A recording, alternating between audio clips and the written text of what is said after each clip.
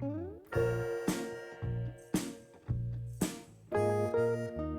have been airing new episodes of Tall Guy Talks Travel with Rick Doherty every Thursday for over 4 years. We have now aired well over 200 episodes.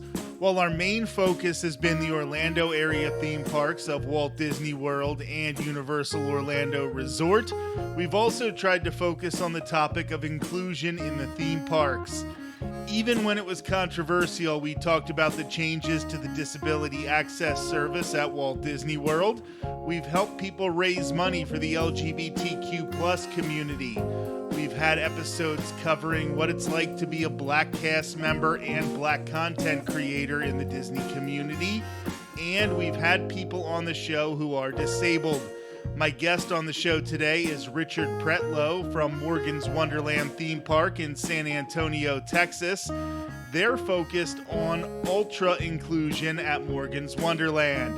We're going to talk about that concept for the next half hour.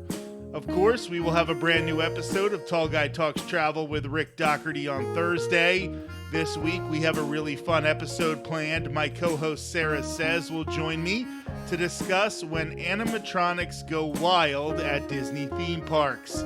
This has nothing to do with spring break, but it is when a malfunction creates a viral moment.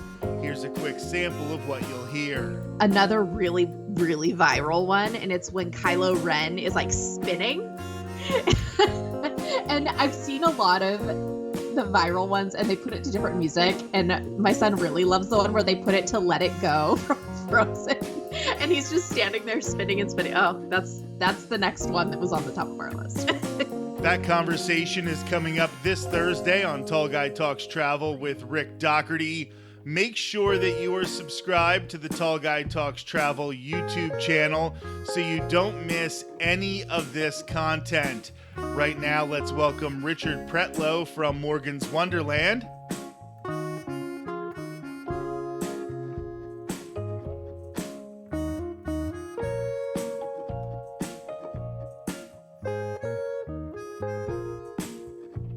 Richard, thank you so much for joining us on the podcast.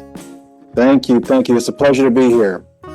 So I want to give everybody who is listening a little bit of just an intro into Morgan's Wonderland. This is a theme park in the San Antonio area in Texas, but your goal, your mission is really special. So why don't you tell us a little bit about that to start?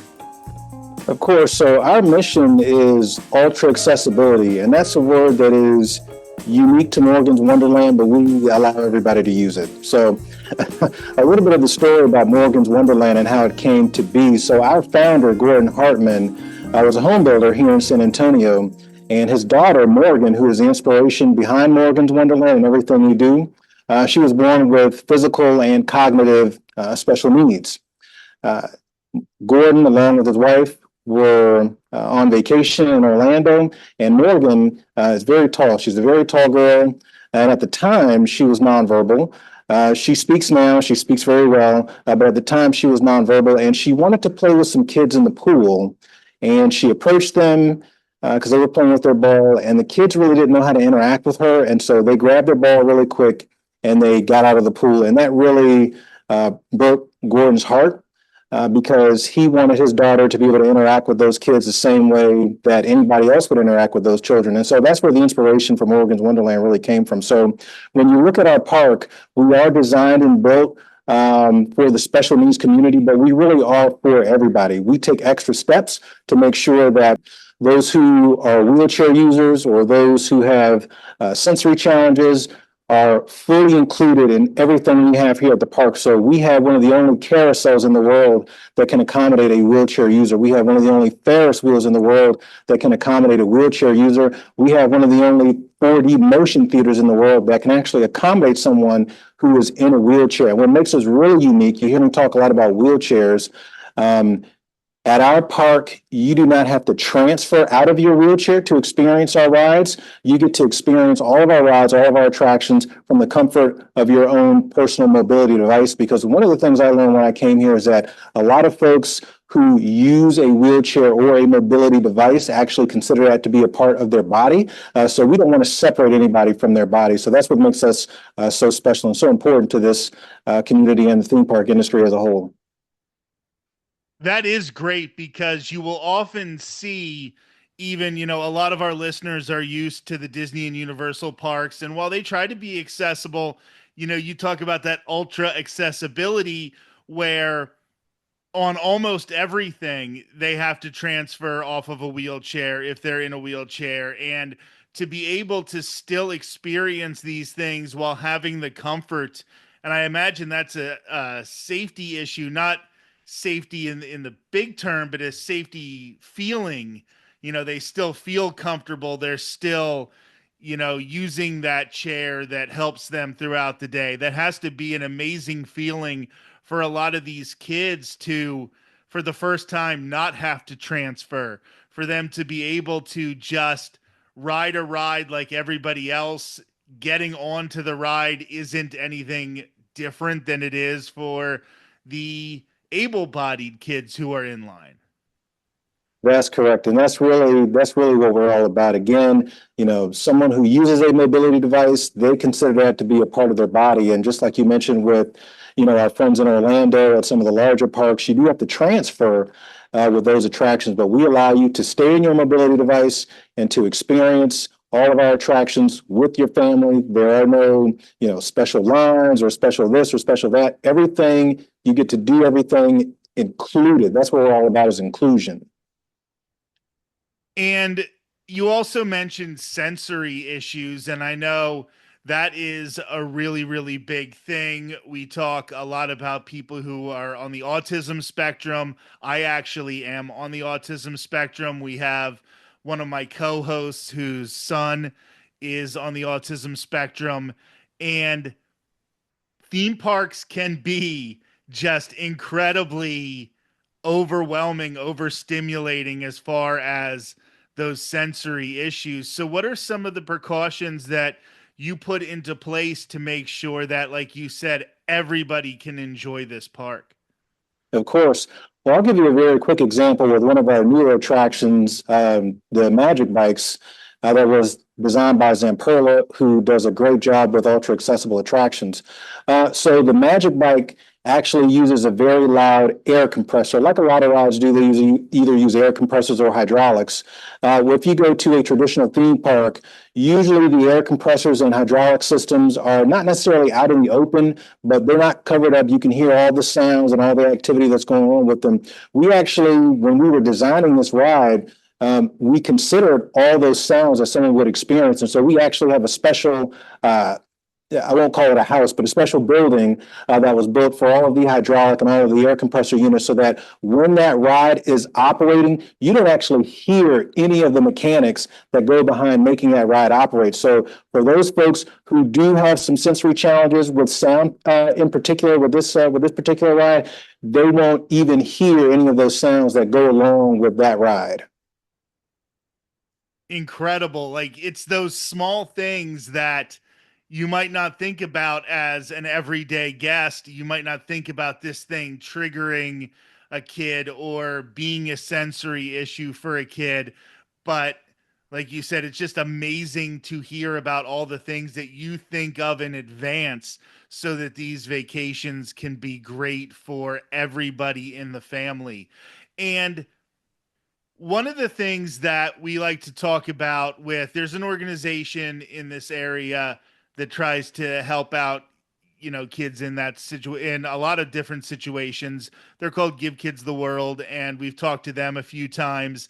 And one of the things that they focus on, and I'm sure is a great part about your organization as well, your theme park, is that you're actually giving these parents kind of a break because you're thinking about the accessibility issues. You're the ones who are making sure that the sensory isn't overloading the kids.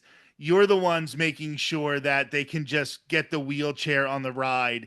So not only are you doing an amazing thing for these kids, but parents who are taking care of a disabled kid or a kid with some sort of special need, for them to actually go on vacation and have a little bit of that burden taken away must be really great for those families as a whole.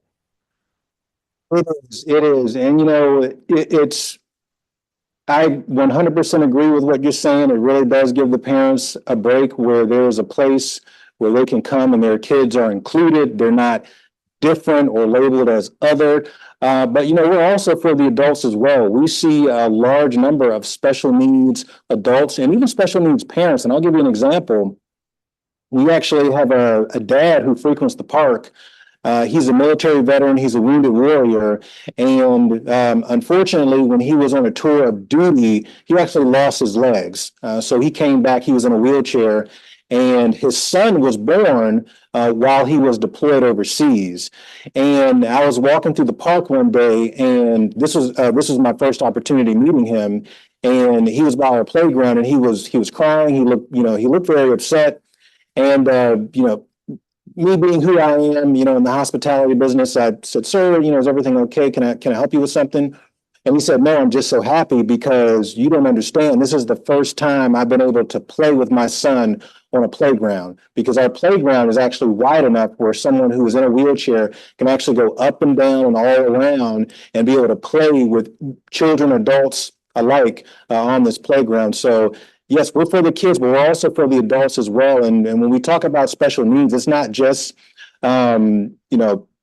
autism or someone who has a cognitive disability, but their parents are there as well, who have special needs, who have able-bodied children, and they're able to come here and have a good time with their kids and with their family as a whole. Richard, that story has actually made my day. I am so happy having heard that story because, you do think of it as terms of these kids being able to go to the theme parks. And I never even would have thought of, a father who was in that situation and being able to have fun with their able-bodied kids and have a place where they can go and not think about their disability. It's such an amazing opportunity. So, with these rides and these attractions that you put into place, do you have to think a lot about, maybe not being too thrilling, or do you try to put in some thrills because you're trying to appeal to not just, the kids who can't, you're trying to appeal to adults, as you said? So as Morgan's continues to grow, as Morgan's Wonderland continues to grow, we are going to look for ways to up the thrill a little bit. So we're actually approaching our 15th anniversary, and I would say for maybe the first 13 or 14 years of our existence, we have been very focused on smaller age attractions for folks who were more in the lines of 2 to 12. But we actually, as I indicated before, we do have a lot of special needs adults. We do have a lot of special needs teenagers. And even for those folks who are not special needs, they're coming with a family. And one of the family members is a special needs family member, but there's a able-bodied teenager who wants to enjoy something that's a little more thrilling. So I'll give you an example. We just added a 130 feet zip line into our park this past year. So it actually goes 130 feet in the air. You see all of downtown San Antonio when you're at the top. Can hit speeds of 28 miles an hour, which sounds slow, but when you're when you're 130 feet in the air, it's pretty fast. So we are looking for different ways to up the thrill. One of our priorities in this business is always safety. You can ask any theme park executive, what's your number one priority? They're going to say safety.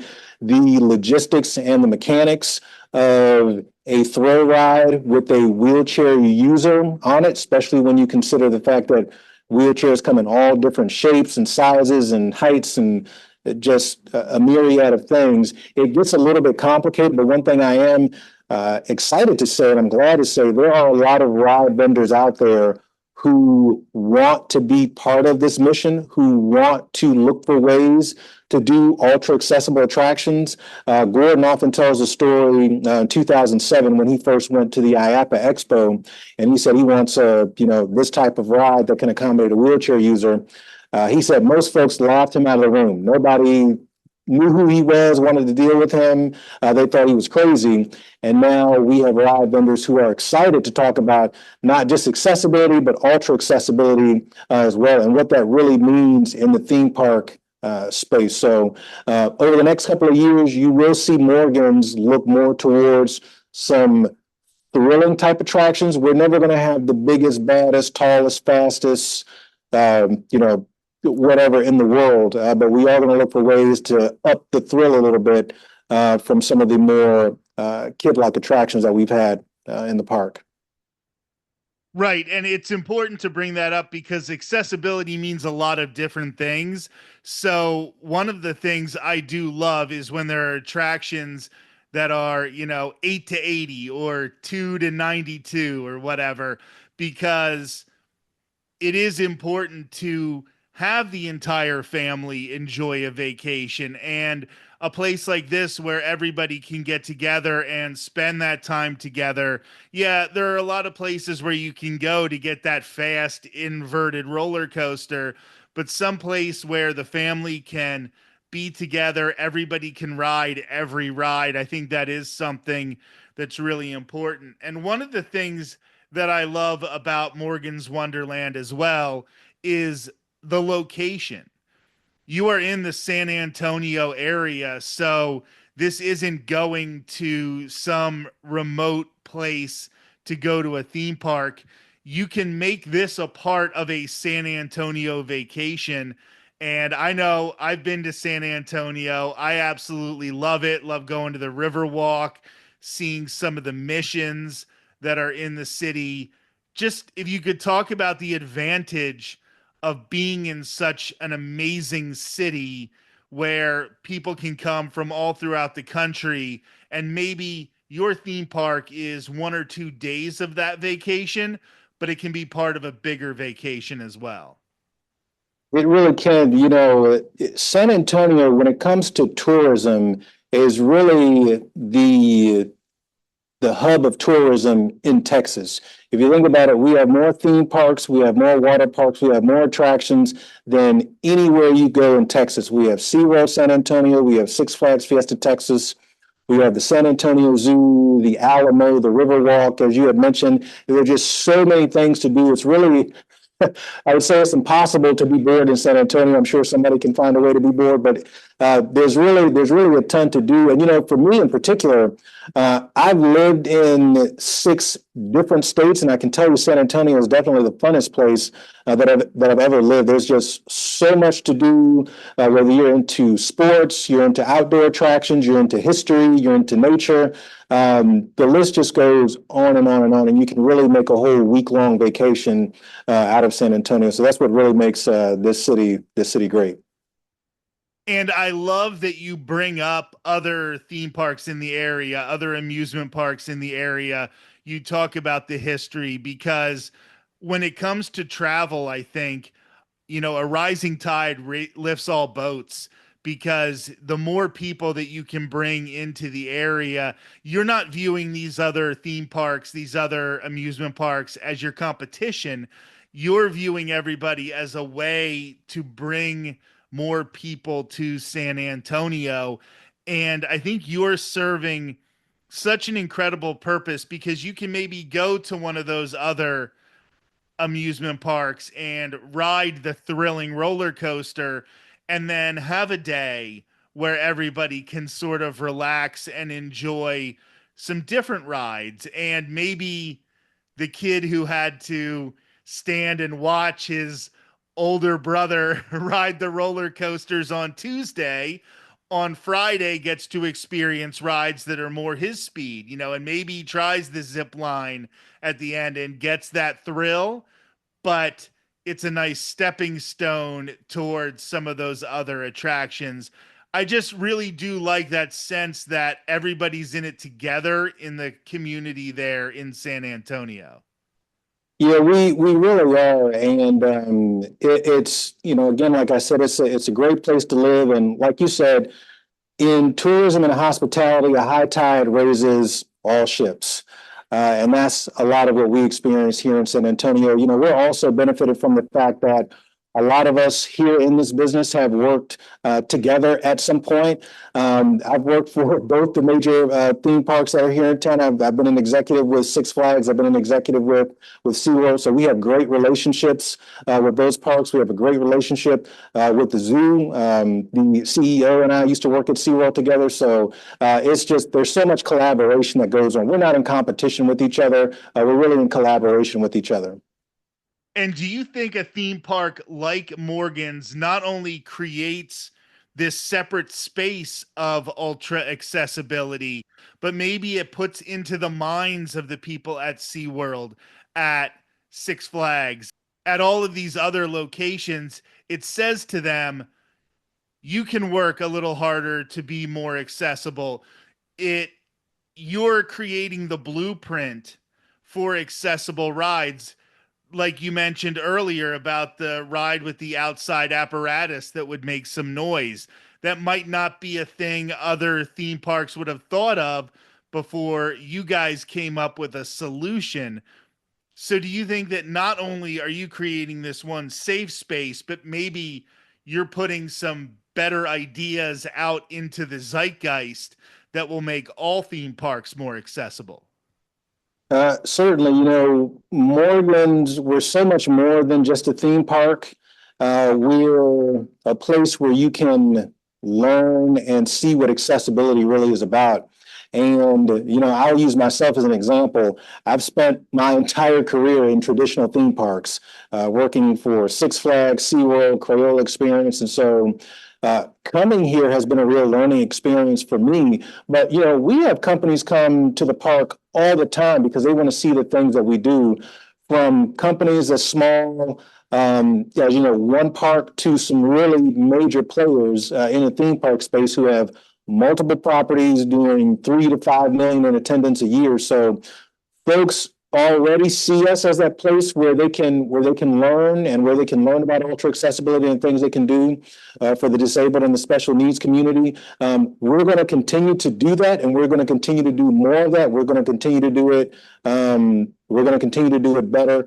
And again, just like I said before, we're going to continue to innovate on attractions. We're going to continue to innovate on ultra accessible experiences. And those are all things that we can be a beacon of light unto the industry. When we speak of accessibility, are there special accommodations that you find you have to make in the food department, where a lot of other theme parks may just be like, here are your chicken nuggets, here are your French fries, but you have to have a wider variety of foods, or you have to think about different allergies and things like that, where accessibility means more than just people with physical disabilities? So in terms of food service, one of the things that makes Morgan's unique versus a traditional theme park, we are probably the only theme park in the United States, maybe even the world, where you get to bring in your own food. So if you have a special dietary restriction, or you have a certain allergy, or whatever the case may be, you can bring your own food as much as you want. You can bring in a cooler, a thermos, what have you. So that's one of the things that we do to make sure that our friends with special needs are accommodated. Now, in terms of our traditional food service, that is more kind of like what you would see at a traditional theme park. We do take measures to make sure that all of our items are net free, tree nut free, things like that. But you will find the traditional chicken tenders, fries, burgers, those types of things. But for our folks who do have dietary restrictions, we allow them to bring their own food into the park. That's amazing, because in a smaller theme park that's not, acres and acres and acres out in the middle of nowhere where you're building your own restaurants, at least it's good to know that you're not going to nickel and dime people, and they're going to be able to bring in the things they need. And I know a lot of people who have special dietary restrictions that, even if you say, oh, we're going to try to accommodate what you want. They just feel more comfortable if they're making the meal themselves. They are in control of everything, because when you start, you mentioned nut allergies and things like that. When you start talking about these types of issues, they can be very, very serious. And sometimes you just don't want to mess around with that.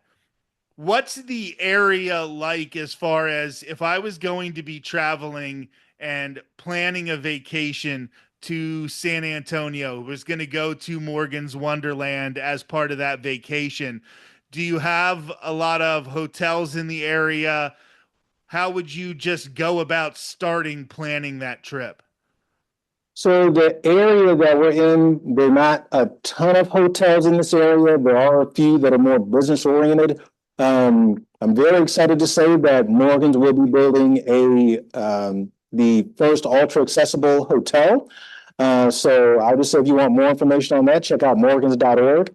But we are building an ultra accessible hotel that we're pretty excited about. But in this area in general, there are not a lot of hotel accommodations. You will find a lot of hotels concentrated in the downtown Riverwalk area that are both family and business oriented. You'll also find a lot of hotels in the areas that are surrounding some of the larger tourist areas, such as the Alamo, Six Flags Fiesta Texas, and even SeaWorld have a couple of hotel options that you'll find. But as time goes on, I think you'll see the accommodation options around our immediate neighborhood start to expand, with one of those being the Morgan's Hotel. That's incredible that you are doing this at a hotel level, because when you talk about influencing other areas, a super inclusive hotel is something that I really think will be a positive in the market.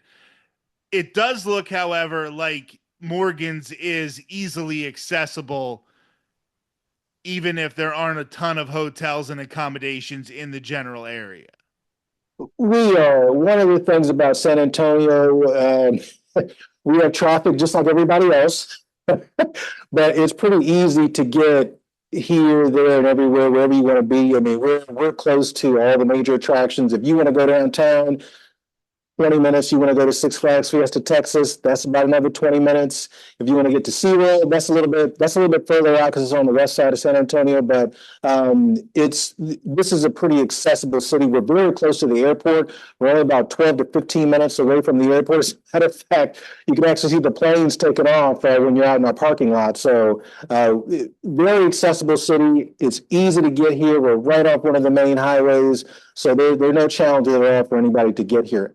And on top of that, we have 43 accessible parking spaces right out there in the front. So you don't have to worry about us running out of parking.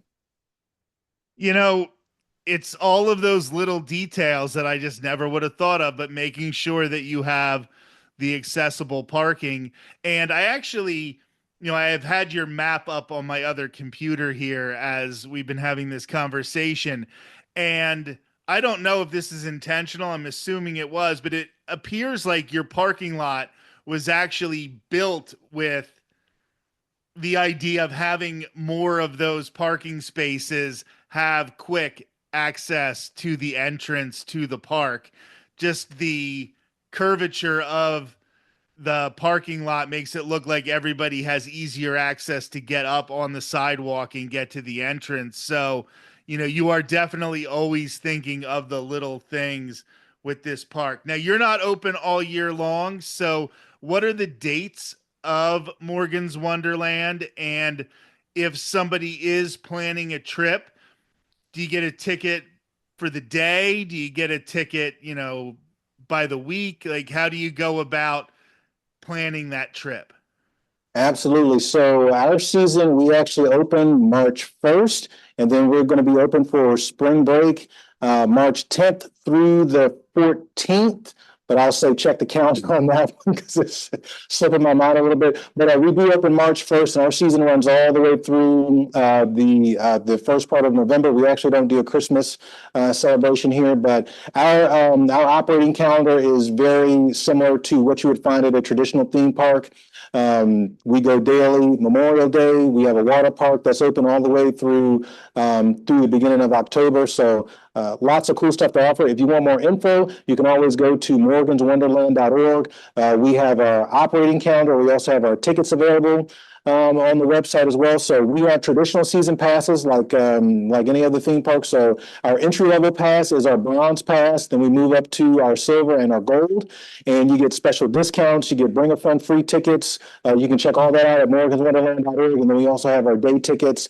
Prices do vary on those just depending on the day of the week and the time of the season.